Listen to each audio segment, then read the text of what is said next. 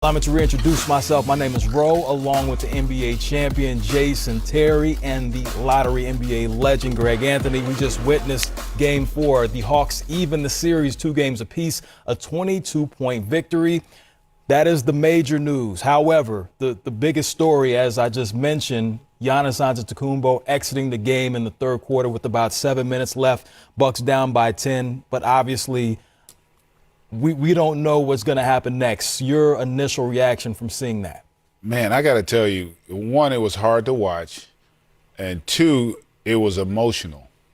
And to say it was emotional for me, like, I have no vested interest. Like, I just wanted to see a good game, see how it played out. But that was just such a painful sight to see Giannis. He's worked his tail off, playing, giving it his all, finally on the cusp of having a chance potentially to win a championship. And then to have a play like this, nothing malicious about it, just an unfortunate situation, an unfortunate circumstance for him. You just hope and pray he's okay, regardless of the outcome of the series. That was just really, my stomach just dropped watching that. Like, it was really painful to see that happen to that young man. We all, Jet knows, like, you know how much these guys put into this, how much it means to them, and you have a finite possibility of trying to achieve the ultimate goal. And if he's not able, and I'm hoping he is, to return, man, that with all the injuries we've had this postseason, it's just, man, it just leaves a really bad taste in your mouth. You talk about a vested interest. Jason, you played with Giannis for a number of seasons. Obviously, you have a different type of relationship. When you see that, how does that make you feel? Well, being close to Giannis and in that locker room, I know what drives him, and that is to win an NBA championship. And to see, possibly, him not be able to achieve that goal when he's in his best position that he's been in his career is utterly disappointing. But again, I think you said earlier, he's 26 years old, and hopefully it's not significant, and he can bounce back, get some treatment, and be right back in there, ready to fight for his team. But definitely a disappointing moment, obviously in a situation where they could have taken a 3-1 lead. But, don't take anything away from Nate McMillan and those Atlanta Hawks. Without their star, Trae Young, they gave their best performance of the year. And it wasn't a game where somebody came out and played extra hard. I mean, Lou Williams had a great start, 5 for 5 to start out. But, collectively as a group, they were the much more aggressive team.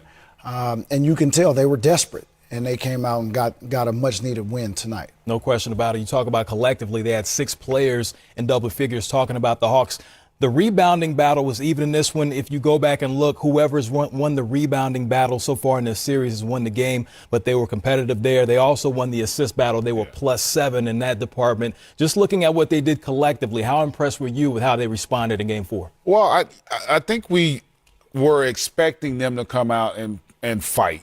And give great effort. And the irony of this game, and the Bucks are deserving of winning this game, but for me, I looked at this game more as a Bucks loss than a Hawks win. And by that I mean, sometimes in games like this, your star is out and you'll have a guy go out and have just a monster game, or your team will play like lights out, right? And they were solid. But to me, this was more about the Bucks not showing up, about them not fighting. I was on the air last night with Steve Smith, and we were talking about with the Suns. Like, we could see the Suns losing last night. Young team, not a lot of experience, never been in that situation in a closeout game. And going up against a team, obviously, with Paul George, great player, and that team was battle tested. This one's gonna sting if you're a Milwaukee Bucks player, fan, coach, because they did not come out competitively. I was shocked at how, just blasé they were. Like, they just were lax. And really what happened was they played so poorly that it gave Atlanta confidence. Like, it allowed Atlanta to feel like, we can win this game, because they never really made a stand. They never came out and showed that they wanted to game. And that, honestly, That was probably the most disappointing performance I've seen this entire postseason. So obviously the question that I have to ask now, who does that fall more on? Does that fall more on the players, or does it fall on the coaching staff? Oh, that's the players, without a doubt. Because in a playoff series, you've played 3 games. You're in a conference final. This ain't about a motivational speech. This ain't about an X and O. They're not doing anything we're not prepared for. We just played them 3 times in the last 6 days, 7 days, right? This is purely on the players.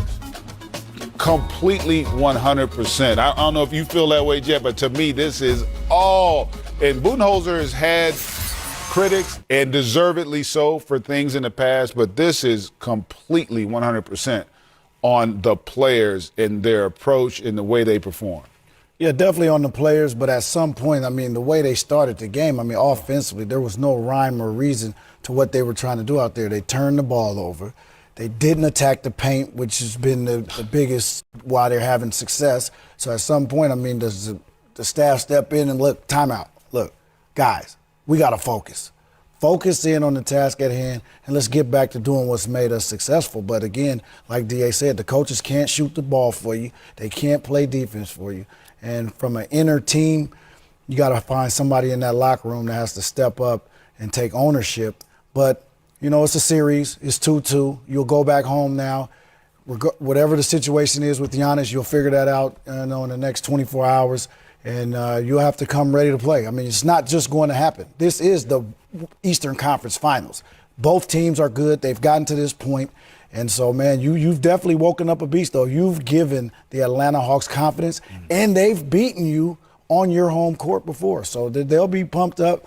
It's a series now. Yeah. Definitely. Home court has been taken back by the Atlanta Hawks right now. We know at the beginning of the game, the big talk was about Trae Young, who'd missed this game with that bone bruise on his ankle after stepping on the ref's foot in the previous game. Now, GA, looking at this series now, shifting to Game 5, looking ahead, we still don't know Trae Young's status. We obviously don't know Giannis' status yet. But what is the approach now for each team going into Game 5? And we know Game 5s are always very pivotal. Well, I think if you're Nate McMillan with his young crew, what was great about the win was they didn't do anything special. Like, that was the positive. Like, you didn't have an out-of-body experience. You didn't have somebody do something that they're not capable of. Like, because, you know, Bogdanovich started to make threes, but he was 7 of 19. He didn't wow you. Kevin Huerter was just 7. You know, he didn't shoot it great, other than Lou in terms of his field goal percentage. And then Capella, you know, he's just shooting layups. They didn't wow you. Cam Reddish, but when I say that, it's not a knock on Atlanta. Like, and it's a compliment to say that they won this way in a dominant fashion, I should say, when nothing special happened. Normally, when you beat a team by 22 in a conference final, one or two things happen. You had a special game on your end, or they laid an egg. And that's my point. So they laid an egg. So if I'm Nate McMillan, potentially we get Trae back. Potentially they don't have Giannis. Now you're going to literally have the same role that you just saw with Milwaukee. So you get to learn from their experience of not bringing the effort and the energy, because you don't know how Milwaukee will respond after this kind of performance. This puts a little bit of doubt in you. Now, this is where, from a coaching standpoint, Budenholzer is going to have his work cut out, because he's got to get his guys to regroup.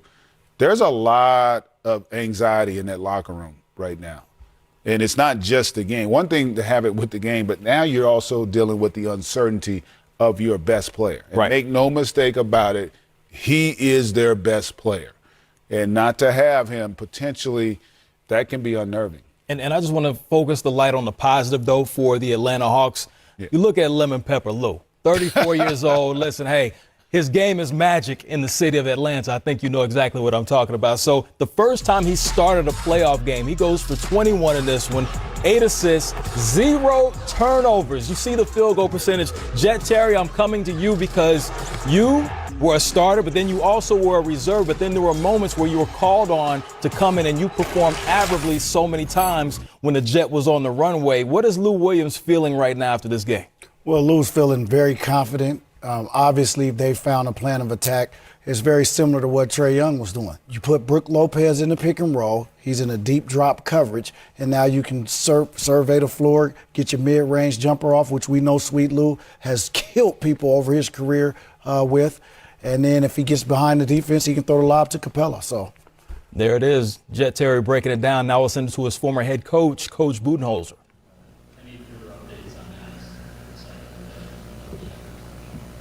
Yeah, so that's it.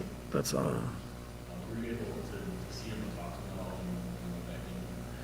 yeah, you know, he's in the locker room with the guys and just addressed the group and you know, but nothing, you know, above and beyond, or you know, we'll see how he is tomorrow. I guess along those lines, there's time to take as he comes off and then sub, and you have to do a timeout and try to improve as a coach. They go on a 15-0 run after that. Just what did you sense then? How did it's obvious how momentum changed, but what did you see as your team and then the way the Hawks responded? Yeah, you know, I mean, they had a lot of guys play well tonight, you know, for really the whole game. So, you know, credit to Atlanta. They played well from the start. They played well coming off the, you know, the injury. You know, so we got to be better on both ends. Character of it will come through. And we're going home. It's 2-2. We're going back to Milwaukee.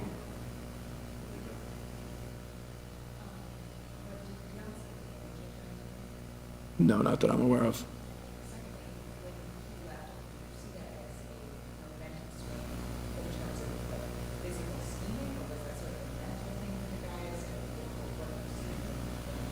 I mean, you know, I think we made some headway to start the third quarter. And so, you know, I think the guys were good coming out of the locker room. But, you know, overall, I think whether it was, you know, before the injury, after the injury, you know, credit to Atlanta how they played tonight. And so we got to be better for the whole game.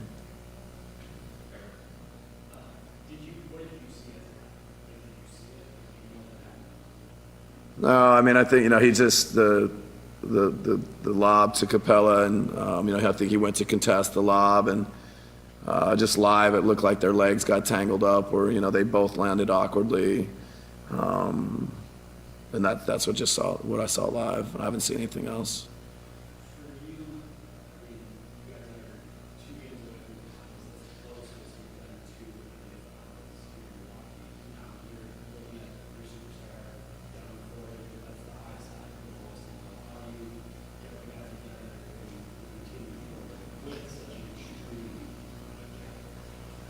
Yeah, no, I mean, it's, you know, we'll take everything as it comes. We'll evaluate it, and we've got a heck of a team, a heck of a roster. The guys will be ready to compete and play. You know, that's what it's about. And so, you know, we got a game 5. You know, we'll watch the film, we'll prepare, we'll get ready. The guys love competing, they love playing. That's what it's all about.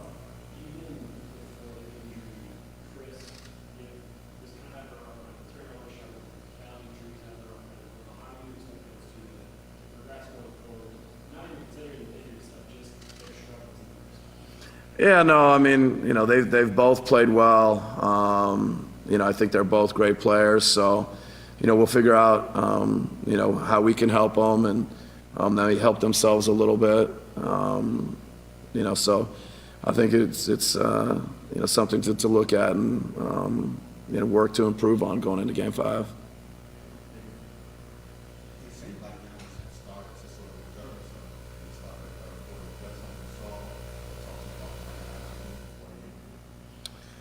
Yeah, you know, I mean, at halftime, you know, we felt like we could come out and just do it possession by possession, get some stops, you know, just manage the game from half going forward. And, you know, we did have a good start to the third quarter, you know, so, you know, we got to do it from the beginning and, you know, gather and, you know, call on our character to get ready and play Game 5.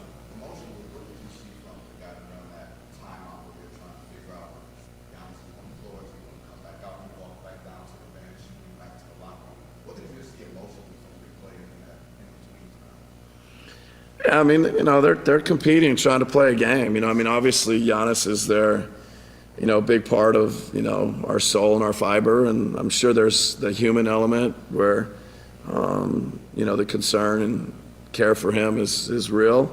But, they're in the heat of the battle. They're playing, they're competing, they're trying to get stops, trying to get rebounds, trying to do things, trying to find a way to be there for him while he's not able to be on the court. And I'm sure that's what they'll do.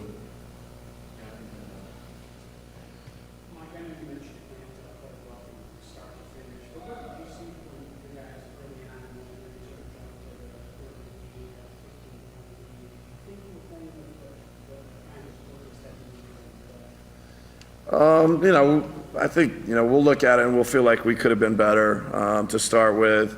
But at the end of the first quarter, I think it was 25-22, So again, we didn't start well in game 3, here, and had a similar start tonight. But I think to manage it and get to 25-22 at the end of the quarter.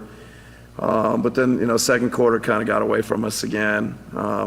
So we can't, have, we got to do it for the 48, all the little winning things that go into it on both ends of the court. So we got to work on that.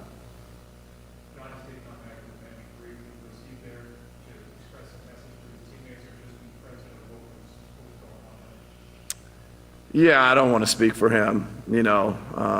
I know just historically it's impossible to keep him off the court. It's impossible to, keep him away from his teammates, keep him away from his team. So my guess is he, probably wants to play and trying to play. And if not, let his teammates know that he's there for them. Thanks, guys. So that was Coach Bud. That is Lou Williams, 34 years young. His first career playoff start, performing like a baller should. We'll hear from him and more players and coaches when we return on Playoff Central Live, all brought to you by AT&T 4G. AT&T 5G, fast, reliable, and secure. The Hawks haven't lost in back-to-back games dating back to the regular season back in February. They get a win tonight behind head coach Nate McMillan. Let's take a listen. I just respect this team and their approach all season long. As I mentioned at the beginning, we've had this situation where we've had a lot of guys out, and our guys continue to step up, next man up, and play solid game, play solid basketball. Lou did an excellent job for us tonight. Just running the team, establishing the tempo. We got great ball movement tonight. All the things that we talked about, we needed. We got that tonight, and it started with our guards. I thought Bogey, found his rhythm tonight, knocking down some shots. Kevin was really good again. It was a total team effort, and guys continue to step in and take advantage of opportunities when they get them. One more real quick. Do you have any kind of update on Clint? No, I don't. Okay, Joe Barden. So obviously Trey couldn't go tonight. He's not feeling well on that. What do you think for him for Game 5? I don't know. It was the report was just tonight he's out. He didn't feel comfortable enough to, put pressure on his foot tonight. So I'll get a report tomorrow, and I'm sure it'll be a game time decision. So this is going to sound like I'm trying to blame this on Trey, and I'm not. But the ball, you mentioned already, the ball really was moving more tonight than it has in the series.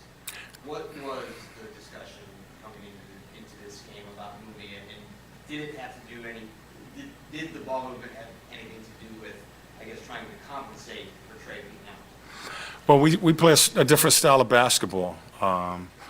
Trey does a great job of initiating offense for us when he's in the game. And when we go to our second unit, we have to play a different style of basketball. And that's been good for us. Tonight, without Trey, we had to do some different things. We got some good ball movement, and our guys were able to make them defend. We did a good job of taking care of the basketball. Only 11 turnovers. Tonight they scored only 4 points off of our turnovers. I didn't think that we had too many possessions where we settled. We made them play from side to side, got good ball movement, really established a rhythm and was able to knock down some shots. And with that, we was able to keep our floor balanced so that we could get back in transition. Then, with Lou, was there anything that you had to do to kind of lessen the blow on him when he was traded here?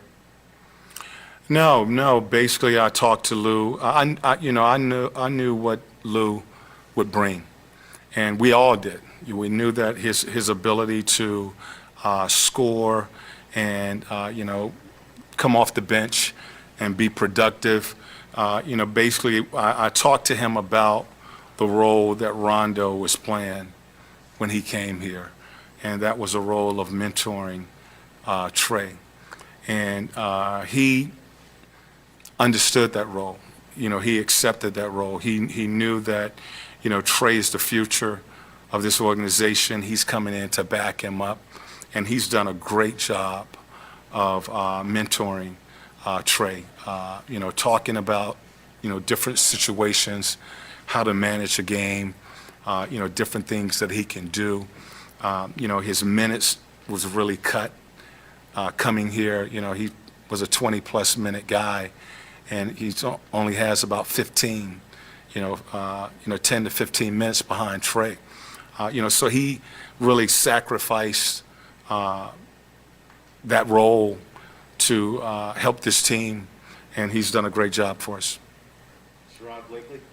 Coach, when Giannis went out, you guys were up by 10, and often when the best player in the opposing team goes out there, sometimes teams take a deep breath and kind of relax, but you guys did. You guys were absolutely able to just continue to forge ahead and increasingly speak to what your team allows them to be able to do that and do it relatively consistently, and not kind of get the foot off the gas. Right. Yeah, but we condition ourselves to play that way. That's still a good team. They are a really good team. Still have really solid players, Drew and Middleton and Lopez, Pat, all of those guys over there. I mean, that's a good team. So no, there was no way we were going to relax. We knew we had to put together a 48-minute game. And I thought our guys did a good job of really just keeping the pressure on defensively. We were forcing misses and was able to get out into transition because of the good ball movement. We got into a rhythm offensively, was knocking down shots, and was able to stretch that lead, at that time. And those are things that you want to do when something like that happens. You want to try to take advantage of that. And I thought our guys, stayed focused on what we needed to do, and they executed well. Are there one or two, just one more quick follow-up, are there one or two things that allow players to make that pivot when their role changes? Like when Trey's out, everyone's role is modified somewhat. What's the key to guys having the mindset to be successful in these different roles? Well, we talk about, first I want to give credit to my coaching staff because a lot of times, these guys who are stepping in like Cam, Cam came in tonight and had a solid night for us, a really good night. Those were important minutes. We were going to give him minutes tonight, even if Trey played. But without Trey and that, losing that body, his minutes became even more important. But our coaches do a great job of keeping these guys ready, working them, conditioning them to be ready to play if their name is called. And once again, we've just had guys when they've gotten that opportunity, they've taken advantage of it. Lou, is an experienced guard. Really, he understood what he needed to do. He understood the moment that was in front of him, and he did a good job of really leading this team, establishing the tempo of the game tonight. Tim Bontemps? Sort of along the same lines. You said before the game you didn't want your guys to try to do more than what they normally do, right? Tray out. Did you think that overall you guys were able to do that? I thought everybody stayed in their lane. They played their game, and they played connected basketball. We often talk about it really doesn't make a difference who is out on the floor, what five is out on the floor. We need to be connected on both ends of the floor. I thought our defense was much better tonight, guarding the ball, keeping the ball out of the paint. We still need to do a better job of rebounding. They were pounding us on the boards. Offensively, we were connected where we had good ball movement. We weren't turning the ball over. Shot selection was really good, and we was able to get our defense back and set our defense. So just, we talk about our 3 C's, being calm. I thought we showed that all night long, being clear about what we needed to do, and being connected on both ends of the floor, and they did that for 48 minutes. Playoff Central Live, all presented by 8 points in 27 minutes. PJ Tucker at the podium.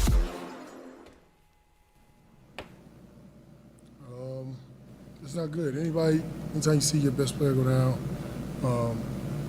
it's not great, but it's an opportunity for somebody else and everybody else to step up.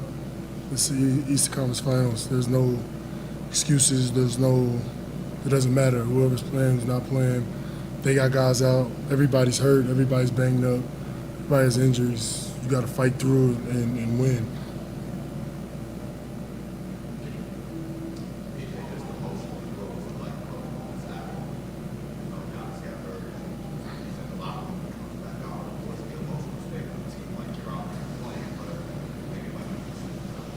Yeah, it's not good. Obviously, the same thing. It's not good losing anybody on your team. You lose your best player, it stinks. But we didn't come out with energy tonight. We thought we were just going to walk in and win the game. We didn't do anything to be able to show that we wanted to win this game tonight.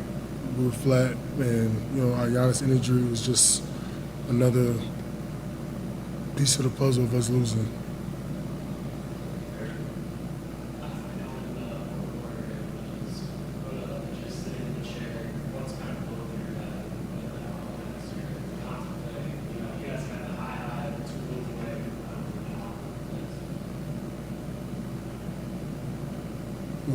We still gonna win. This isn't how this series is gonna go. This can't be how. I got it. That's all that's going through my mind. No matter who's playing, no matter who's not playing, that's not how it's going. We're too good of a team. We work too hard to get to this point. To come out and be flat like that and not give the energy, effort to be able to win this game. It was a very winnable game, even when we got down early. Still a winnable game for us not to be able to turn it on and be able to get over that hump, to be able to give ourselves a chance to win this game is disappointing, and it can't happen.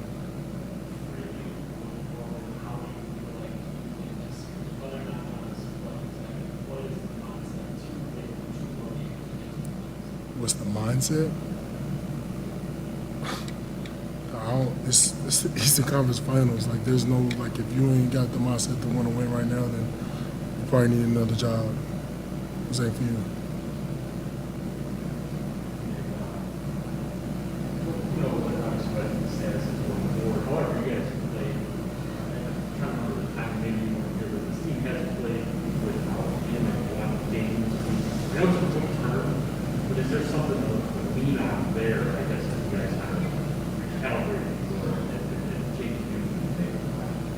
Changes need to be made. Coaches will make them. They'll do what they need to do.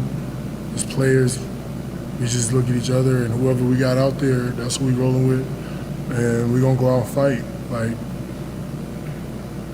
To me, all that other stuff goes out the window. It comes down to being able to go out and give the effort. Every play, lay it on the line, and go out there and take it. Because tonight, that's what Atlanta did. They took it.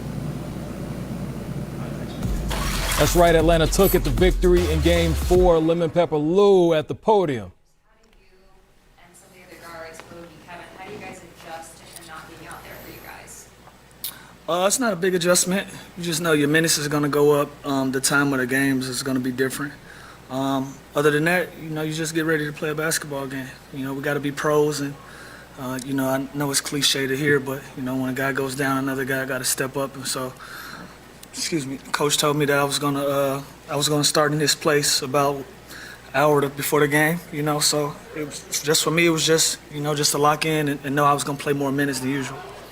I know you and Onyeka are close and have a close relationship. What has it been like to watch him kind of blossom on the biggest stage of the playoffs? It feels good. It feels good just to learn him, grow with him, and he's a young cat, and for him to look to me for guidance and questions during games and even off the floor, it's a nice bond to have. I didn't know before I got here, so to make a friend in him and be a part of his process, it feels good. Jeff, still good? You gonna say that?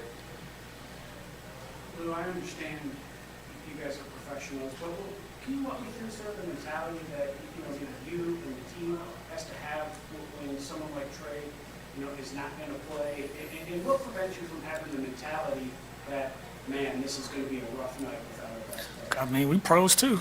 We know how to play basketball as well. You know what I mean? I think that's the difference between between the guys in the locker room and everybody else. When Trey goes down, we still feel like we're confident in our abilities as players as well. Obviously, Trey is a major part of what we do. But we feel really good about the things that we bring to the table, and sometimes you got to band together and create success. And I think tonight was one of those nights where everybody played well, everybody chipped in a little more than usual, including myself, and we bridged that gap that Trey brings.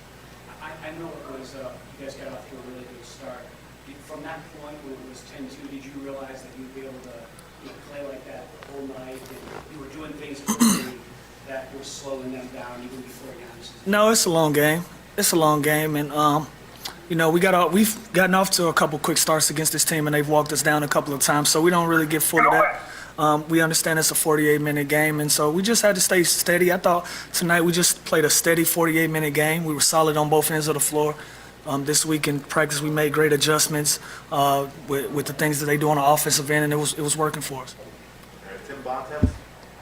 It was only a couple of months ago that you got traded here, and there was at least some thought in your mind, I think, to not playing at least at the deadline. We might end up getting traded somewhere else. Part of the reason you wanted to come and be with the Hawks is that was there any part of your mind that thought there'd be a moment like this down the road in the playoffs? Honestly, no. I'll be frank. I wasn't sure. This wasn't a team that I was really paying attention to. In the Western Conference, me playing with the Clippers, we were on a hunt for a championship run, and so, my focus was solely on that. And once I had an opportunity to get around these guys, get around the organization, get a good feel for what was going on around here, I felt like there could be great potential there. But one thing that's been steady since I've been here. This team has always been confident in their abilities, and that showed throughout the playoffs. And so we're enjoying the ride. We feel like we deserve to be here. We've earned the right to be here, and at the same time, we're enjoying it. So, did I look ahead and say, we can be a championship contender day one? I probably not. But we're 2 wins away like everybody else, and we feel good about it. At the same time, this is the first time I think you've played in the conference finals in your career. You've been through Sure. a long time. How do you feel to get an opportunity to get to this stage after all the many games and playoff games? I hadn't been able to, come to grips with I hadn't been able to enjoy the moment. I'm stuck in it. I'm in it. I'm enjoying it, and you ride this thing until the wheels fall off, and then it'll be one of those things where you kind of look back, and you can say what you did or what you didn't do. But I'm happy to be in the moment right now. It's 2-2 going to Milwaukee tomorrow, so it feels good so far. Okay, Sherrod? Lou, when Giannis went out, you guys were up like 10 in. Less than 3 minutes, you guys had doubled it. When you are in that moment where key player of the team goes down, just almost human nature kind of ease up a little bit, but you guys did just the opposite. You ratcheted things up.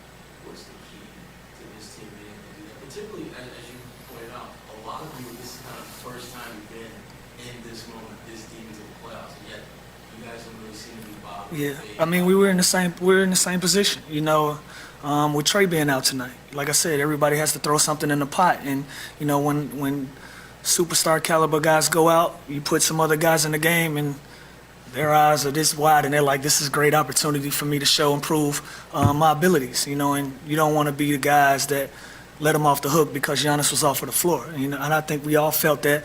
We all felt that energy, and we just ratcheted up our energy and was continued to go. All right, Joe Barton. How long did it take you to get over the trade? And was there one, I mean, you were talking a little bit about like how it's kind of always been here with confidence among your teammates, but was there one thing that made you become comfortable? More comfortable? Yeah. Just accepted. I was, you know, I was just accepted. I was wanted. I didn't get the feeling that this was a trade that they just threw together for money reasons or whatever. I felt like I was going to be a part of the success here. And when I met with the guys in Phoenix, you know, they were really warm to me and really appreciated me being there as their teammate. And so, you know, that feels good. You know, it feels good. You know, a warm welcome anywhere feels good, you know, going into a situation you're not very familiar with.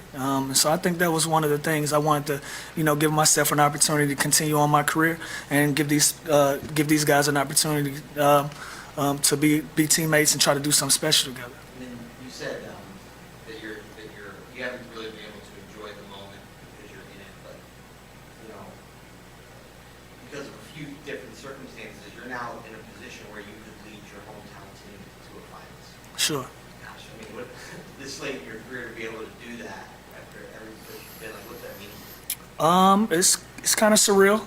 It's kind of surreal, and you know, that's really all I can say about it, honestly. Like I said, it's day by day. I don't get too high, I don't get too low. You know, tonight will be one of those nights. My phone is going crazy and everybody wants to talk, say something, and you know, I'll respond to the appropriate people, and then I'll get ready for the next game. So. Moving to Zoom, we will start with Chris Kirshner. Hey Lou, you know, since Nate's taken over, the messaging from him has been to believe and continue to, you know, play together. When you do lose Trey before the game, like, what does he say to you guys to, you know, get you guys to believe that you guys can win without him?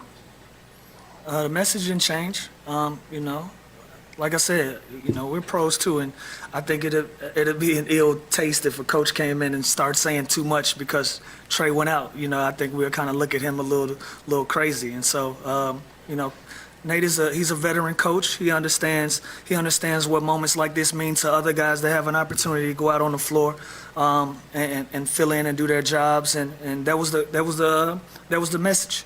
Continue to believe Trey is going to be out tonight, but continue to believe in your abilities and go out and get a win. Yep, sure. Lou, kind of along those lines, I mean, like you said, I mean, athletes are wired differently, obviously, from fans and media. So when you first heard and guys in the locker room first heard that Trey was out, what goes through your mind? What's the initial reaction? Honestly, I was on a training table. Nate walked up, said, Trey is going to be out, so I'm going to start you. And I said, okay, and he walked off. That was the conversation. It's not like a remember the Titans thing that happens in the locker room. I promise you, you know, that was it. That was the extent of our conversation, and we got ready for the game. Did you tell when you got out of the training room or you were around other guys at all? Was it, okay, let's just go out and play? I'm just curious what the general response is. Yeah, I mean, it's game preparation. Everybody has their own routine and thing. It's actually a strange thing if you're in an NBA locker room before a game. Like, nobody is talking to nobody. Everybody is in their own world trying to get themselves prepared for the game. And so that was it. The only other person I spoke to besides Nate was Trey. I just asked him, was he all right, how he was feeling, and then I had to go out on the floor and get prepared. So that was it. Just two more. Zach Klein. Lou, playing 40 minutes from where you went to high school, what will you remember most about your first playoff start? That I played well and we won. That's it, really. You know, in situations like that, you know, from a fan's perspective, I'm sure everybody's like, oh hell, Trey is out. And so, you know, it kind of puts me in a position that I have to play well in order for everybody not to boo me. You know what I mean? And so it just feels good to get a win. Go back to Milwaukee 2-2 with a realistic opportunity to go to give yourself an opportunity to go play for a championship. So it feels good. Final question from Terrell Thomas. Lou, you've already been asked about Trey, his injury, and of course about you starting tonight, but you were very efficient on the floor. You were taking great shots and you were finding your teammates. I noticed that even when you had some open looks, you were finding a way to make sure that you got your teammates involved. What, if anything, changed in your preparation over the last 48 hours? Nothing really. Like I said, I had an hour. Only thing I knew that was going to change, just from me being around, I knew my minutes was gonna go up, and I just wanted to be efficient. I wanted to take care of the basketball and make sure the guys that's been shooting 10, 15 shots a game got their shots and got them in rhythm, and that was it. Thank you. That was Lou Williams. Now we'll hear from Chris Middleton.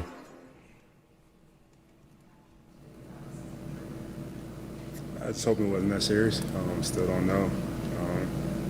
That's about Now it. maybe I'm tripping.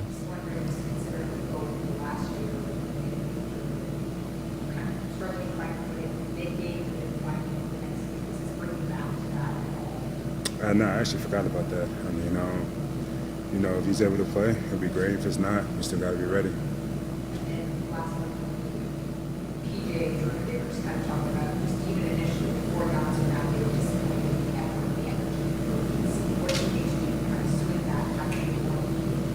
Yeah, it wasn't there. 2 games in a row, we got off to a bad start. Last game, we were able to pull it out. This game, we were never able to get it going. They play hard. They played great tonight. They hit shots. Just got to do a better job of, getting those 50-50 balls. That was a big part of the game in the first half. Playing with, like you said, more urgency, getting after it more. They play hard. We got to play harder than them. Chris, if I saw the replay right, we were looking pretty much straight at Rogan Giannis contesting it. What did you see? And I guess maybe more importantly, what did you hear that like Giannis gave on the ring and yell like immediately after that? Yeah, I was looking up, so I mean I couldn't really see exactly what happened. Yeah.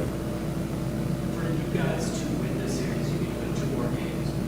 What in your mind is like the things that you guys need to do and can do to win this series? I think the simplest thing to start off with is playing harder, getting those 50-50 balls, defending better.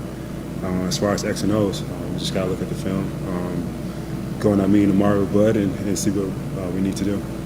For you, it felt like they were trying to be more aggressive on the ball against you. Reddish was being a lot more physical. How do you feel like you can do better with that going forward? I think he did better in the second half a little bit. First half, I was, slow. That's part on me and everybody when we talk about it. Since the urgency wasn't there in the first half. But it's not the first time I see something like that. I've seen a lot of defenses. We all have. Just got to be able to play through it. For you, can you take me through the idea like you guys are 2 wins away from finals, as close as you've ever been, saying this the end of the year, and then you see how this go down. To me, that's the highest possible high you guys have experienced quite yet to be able to win this basketball. How do you? It's a huge swing and a miss. How do you try to handle it just like you can be? 1 game at a time. That's it. I'm not thinking about 2 wins away. Not thinking about the finals right now. Thinking about this loss right now, and then tomorrow moving on to Game 5. Yeah. During this time, Giannis was not this year, and I think in a lot of those instances, you and Drew talk about not trying to do too much, just play with it. Can you lean on that a little bit and how you guys played as a team and had to kind of fill in roster-wise so even Giannis can't go? Is there a little bit of that like we've been here before this season with these guys? Sure. I mean, I think the front office, they put together a great team, a deep team. We already have Dante out, and Tuck has stepped in and played, a huge role for us. So now we'll see what happens with Giannis. It'll be great if he plays, but if he's not, we still have a capable team of going out there and winning.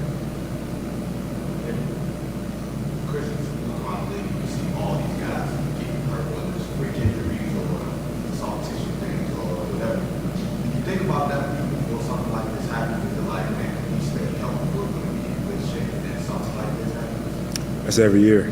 Every year. You're hoping all your guys stay healthy. We've already had 1 guy go down for the season. Like I said, we don't know about Giannis, but I mean, it's part of the game. A lot of it is being healthy. Some of it is luck. And then the last part of it is being a great team.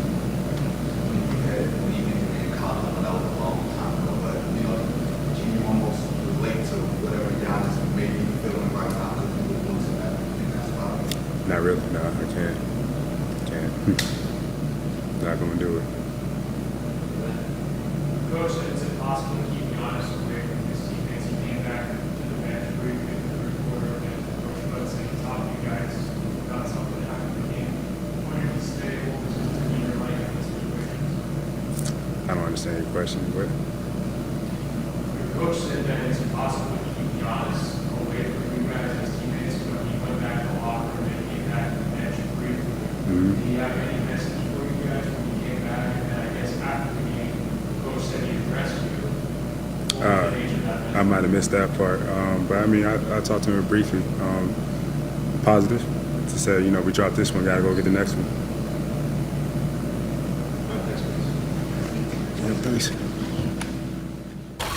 Red Velvet had averaged 11 points coming into this one. He responds with 17 in the Game 4 victory. Was that something that you guys obviously needed to prioritize, you know, with you and Lou and also Bogey, just to make sure the ball stayed moving even with you off the floor?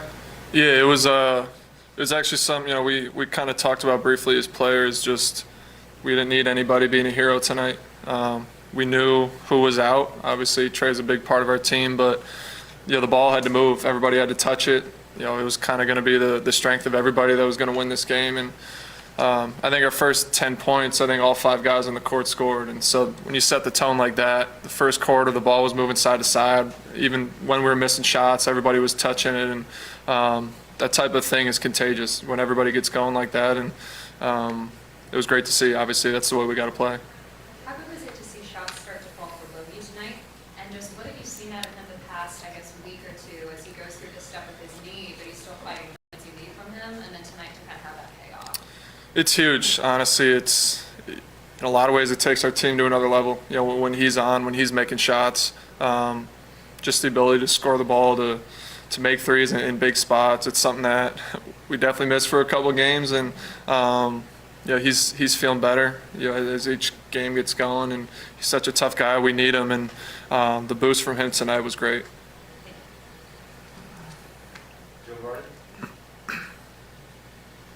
Now that you've been able to spend a couple months with him, what's it like to be around Lou? It's funny, man. Lou's kind of always the same. It doesn't matter if he's scoring 21 tonight or if his minutes are down another game and he doesn't get much of an opportunity. He's kind of just even-keeled, steady Lou. Kind of a legend. You know, his way about him. It's just funny. It's just someone you got to be around, like an OG type of feel. He's walking in here with his hat and his chains on, and his coming in here with, you know, last game I don't know how many minutes he got. He comes in here, drops 21, like he's been playing 40 minutes all playoffs, and great guy to have around. Someone who's just, he's there when you need him, and when he's not, he's a great teammate. Jeff, still good? Sort of along those lines, Kevin, did you have any, you know, because you've been in the league so long, do you sort of remember when you were a kid, like, do you have any recollections of like when Lou Williams first popped on your radar? Yeah, I mean, obviously growing up watching him, I mean, I remember my rookie year defending him. Like he was coming off the bench for the Clippers. I was coming off the bench here, you know, early on in my career with the Hawks, and I remember he was my matchup, and it was, I mean, he's tough to guard. It's like you can't put your hands on him. He knows how to draw fouls. He has that leaner left, and back then he had a little bit more explosiveness, so he was getting to the rim, and I remember it was just kind of like it was tough guarding this guy. And now he's great to have on our team, and I mean, this is something he's been doing for us. He's stepped up. He's kind of instant offense when you put him into the game for us, and he was huge tonight. We needed every point. Tim?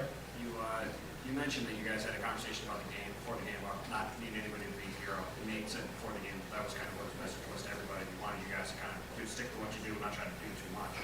How do you avoid doing that though in a game like this when obviously everyone does want to try to pick up the slack for Trey being out? Like how were you guys able to do it so successfully?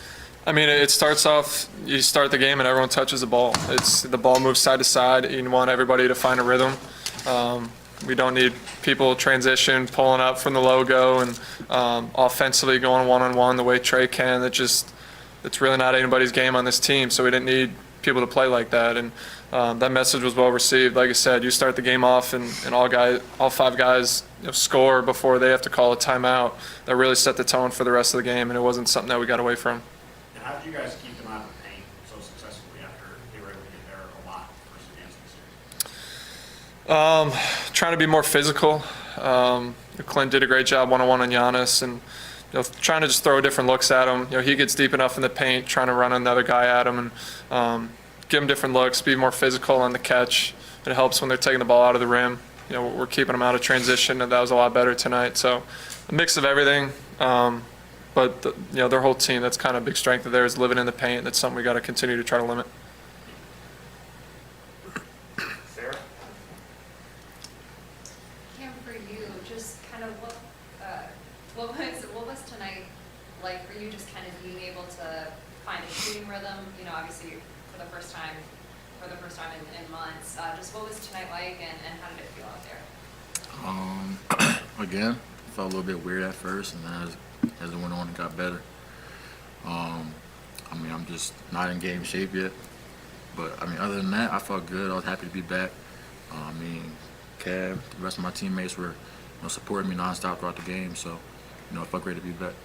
That's kind of what I was getting at, is not being fully in game shape. It would be impossible for you to be fully in game shape, but just kind of what's the process of kind of climbing back to that? Is it more gradual, or do you just kind of figure it out as you go? Obviously it's definitely a process, but just playing, just getting back to playing more. Ain't no suicides and nothing going compared to a game, so I just think just getting back into the swing of things, playing wise. All right, Jelani, can you take it over? Sure. First question on Zoom from Chris Kirshner. Hey Cam, the other day you said that you were trusting the process, that your time will come eventually. How do you keep that mindset to be a positive one, to be ready to play valuable minutes in tonight's game? I just didn't put too much pressure on myself tonight. Just going out there and just contributing whatever it was going to be. I know I can get after it defensively. That's something I can control. So just trying to be a pest on defense, and then offensively just making the right play, and it worked out for me. And then Kevin, for you, Nate, since he's taken over, has told you guys to believe that you guys can win, and believe that no matter who's out, you guys can win. When you see that Trey's out for the game, what is that messaging like, and what is the mindset like from everybody in that locker room? Yeah, it was obviously it wasn't great news. It was news that we got right before the game. Prepared this morning like he was going to play, and right away I think guys knew they had to step up. Obviously, you insert Lou into the starting lineup, different guys going to get bigger opportunity. Obviously Cam and KD coming in today and giving great minutes. It's like we said a couple questions ago, we didn't need anybody to be the hero. We needed people to come in and just play their game, just play it really well, played at a high level, staying together. It's something we've done all year. Guys filling in and playing to their strengths, and it was really kind of everybody tonight. Defensively set the tone, offensively everybody touched it. McLean back this week. Cam, 2 years ago, in a couple of days, you'll just sign your first. 2 years ago, you signed your first professional contract. What have the 2 years been like since then? You played a full season last year, and then injured for 4 months this year. And now you're 2 wins away from a NBA Finals appearance. Can you just kind of describe the past 2 years for Cam Reddish? A blessing, man. I'm happy to be here. Obviously, I've been through a few injuries. That's all part of the game, and man, I'm just ecstatic to be back. That's all I can say. And Kevin, who is Cam Reddish off the court? We see him on the court, obviously, but who is he in the locker room? The past 4 or 5 months, when he's on the field or on the court. Cam's a quiet guy. I think at first, once you get to know him, he's not so much, and he's someone I think right away. Who's lifting when he's got his music going on in the weight room, especially the last 4 months doing all his rehab and doing all his treatment. He was one of those guys who was in the gym earlier than other people and playing his music and lifting, and always got a smile on his face. So it's great to have him back. We can feel his presence on the court. Guys talking to him in previous series, waiting to get him back. Knew when he was getting healthier, just trying to help him out, give him confidence, and stepping up. It's obviously great to have him. I got to ask, what kind of music is he listening to in the gym? A lot of young boy and a lot of people that I don't know, but a lot of Philly people, and at least I think, but a lot of young boy. Young boy for sure. Yeah, did Clint Capella steal that shot over the backboard from you and Horst? The craziest part is I had a feeling like when the clock was going down that somehow that was going to find a way in, and I guess that's how the night was going. But unbelievable shot. I love his reaction. Clint always has the funniest reactions and stuff. So that was a nice moment, especially at the end of the game. Kevin Chenard. This one's for Cam. Nate said a bunch of times in the last couple months that there really wasn't time for you to get 5-on-5 practices, and you're playing for a new coach really for the last time you played. How do you prepare yourself for this kind of live action? It's a good question. I mean, really just staying in the gym, doing everything I possibly can to be ready, and then just believing in myself, having faith, and then trusting God. Once you do that, life pretty simple. Time for your winning performance fueled by Gatorade. Mr. Bogdanovich, we are talking to you games 1 through 3, not necessarily what you would want to see. However, in game 4, he came to score some more 20 points. I mean, his average had dropped every series. However, he is back on the right side of things after a victory in game 4. Now it is time to hear from Bogey.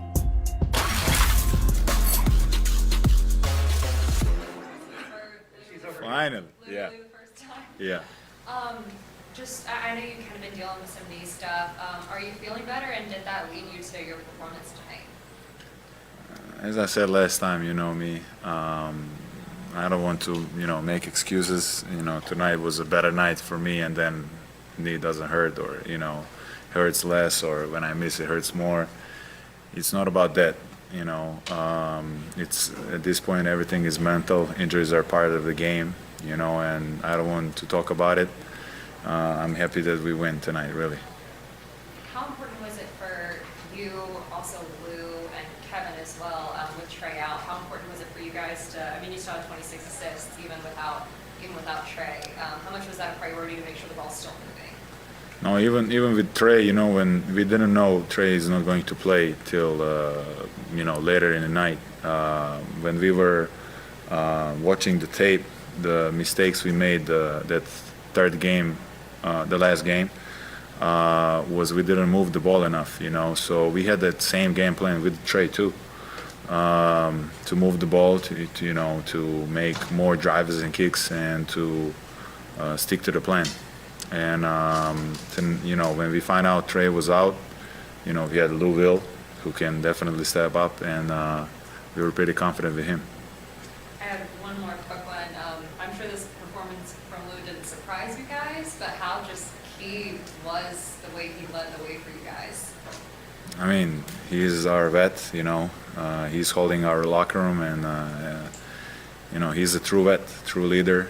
And he's always been doing that. Every time we needed him, he was, there for us all the time, the whole year. And we appreciate to have him, man, really. Tim. Bogdan, you guys, Kevin was in here before saying you guys sucked before the game, and that the message was for nobody to be a hero. And Nate before the game said he wanted you guys to kind of stay in your lanes and do what you do. But when you have a guy like Trey out, how do you guys all stick to doing that, and obviously everybody's initial instinct is going to be to try to do more to make up for a guy being out? As I said, I think we didn't think about it. Maybe if we knew this morning that Trey was out, maybe we would think more about it. But he did a hell of a job, holding it till the last moment. And he was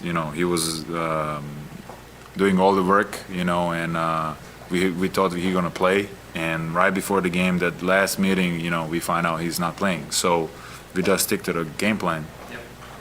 Nothing new. we had that mentality during the whole year, next man mentality. And we had Louisville that he played unbelievable, and but it's not over yet. I hope Trey recovers, and we need him in the next game. How much does it help, though, like you said about having Lou, to have a guy that's always, like everybody always knows Lou is going to always be the same basically no matter what happens ever, right? Like in a situation like this where you have a guy like that who's been in a million games, step in the starting lineup, who already has kind of that even kill demeanor, how much does that help you guys kind of get settled down? It gives us another level of confidence, for real. Like in the locker room, and to play with him, it's so easy. To communicate with him, it's so easy. He been in the league so long, he's seen everything, and he knows how to make a game easier for everyone, not just for himself. And it's fun to play with him. All right, Jelani. Mark Schwartz from ESPN is right here, brother. Okay, now we're going virtual. Yeah, to the Zoom. Bogdan, that was such an interesting thing. I was actually going to ask you that about knowing that Trey was injured. If you knew about it all day long, tell me, take me through that. How would that have been different for you than finding out, 40 minutes before the game? I don't know. I didn't be in that situation, man. Like, I don't know. I cannot, I don't know. I've been in this situation, so I think it'll be a little bit more, pressure probably, on everybody, knowing, and thinking about it all day. We need him. He's our guy, So, yeah, it's completely different level of pressure, But I say he did pretty good job, holding it to the last minute.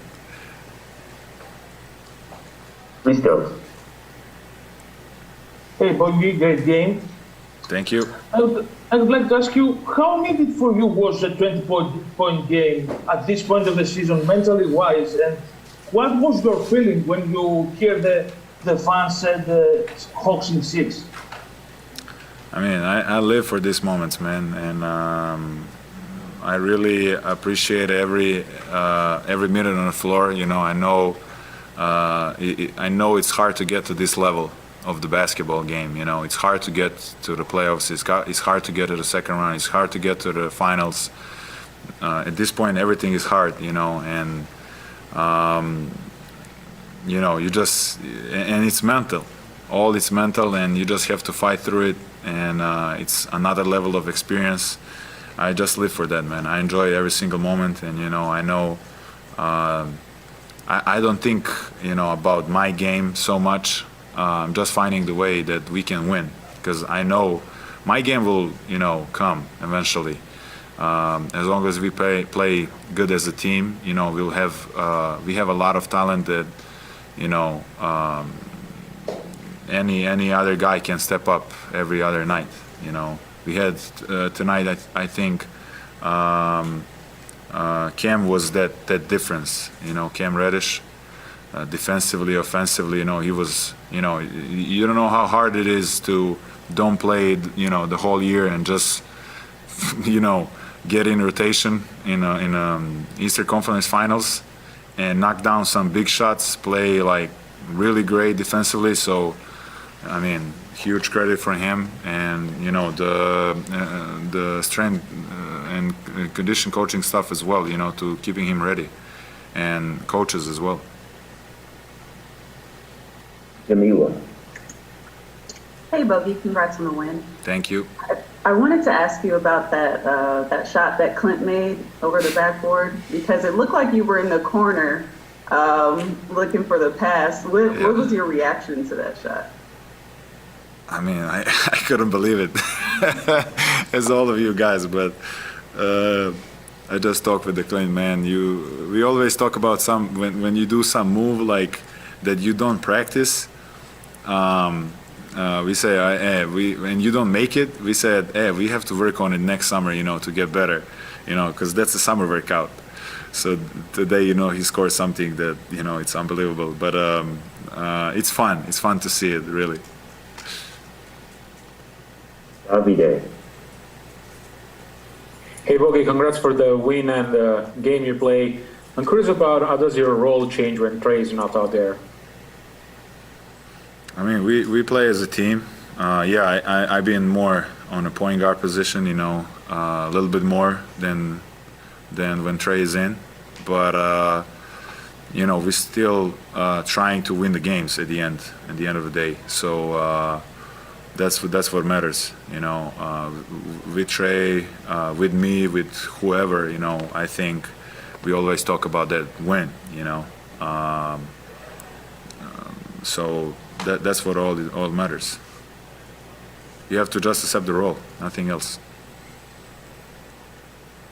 Let's go to Jonathan Simmons, who might have to come off mute to ask the question.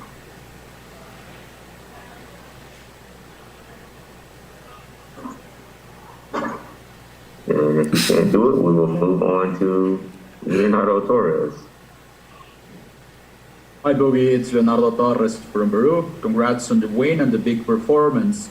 Boogie, you made 6 3-pointers and finished with 20 points. What changed in your game to have those great numbers on offense?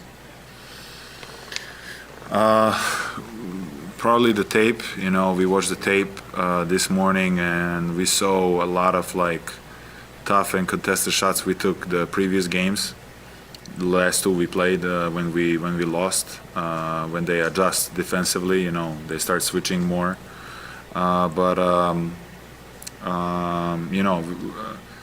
Now this game is over, and we already have to think about next game, and they're gonna come with another level of adjustments, and they're that caliber of the team, and nothing counts right now previously. Yes, indeed. Taking a look ahead at the schedule. Thursday, Game 5, the most pivotal of the series when the series is tied at 2 games apiece, 8:30 on TNT. Of course, your pregame coverage starts right here with Playoff Central Live. Can't wait for that one.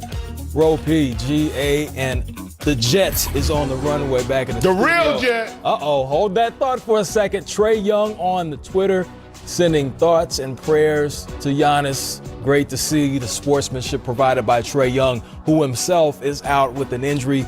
We want to see both teams at full string. Hopefully we'll be able to see both superstars back in the lineup.